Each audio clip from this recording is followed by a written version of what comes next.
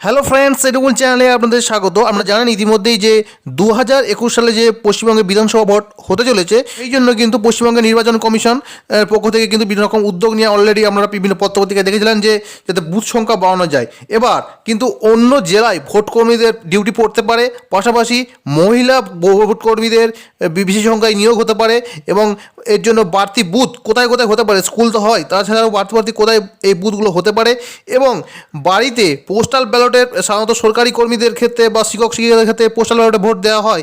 এবার তাছাড়াও আরও দুটি ক্যাটাগরিকে পোস্টাল ব্যালটের মাধ্যমে ভোট দেওয়ার কথা চিন্তাভাবনা চলছে।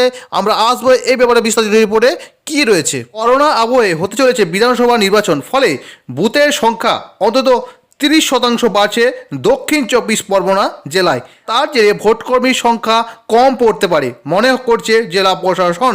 জেলার প্রায় 3,500 বুথ বাড়তে চলেছে, ফলে অন্তত 20,000 ভোটকর্মী কম পড়তে পারে বলে আশঙ্কা করা হচ্ছে। সেক্ষেত্রে কলকাতা, হাওড়া ও উত্তর 24 পরগনা থেকে ভোটকর্মী এনে এই ঘাটতি মেটানোর পরিকল্পনা নেওয়া হয়েছে। জেলাশাসক পি উল্লাগনাথন বলেছেন, নির্বাচন কমিশনের সঙ্গে মিটিং হয়েছে, ভোটকর্মী ঘাটতি মেটানোর জন্য আশেপাশের জেলার সাহায্য নেওয়া হবে। অতিরিক্ত মহিলা কর্মীদের এবার নিযুক্ত করা হতে পারে।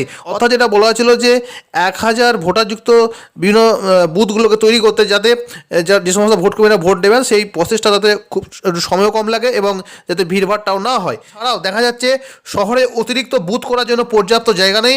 সাধারণত স্কুল, কলেজ কিংবা সরকারি কোনো ভবনে বুথ করা হয়, কিন্তু প্রায় 3,500 বাড়তি বুথ করতেই সেই জায়গা প্রয়োজন।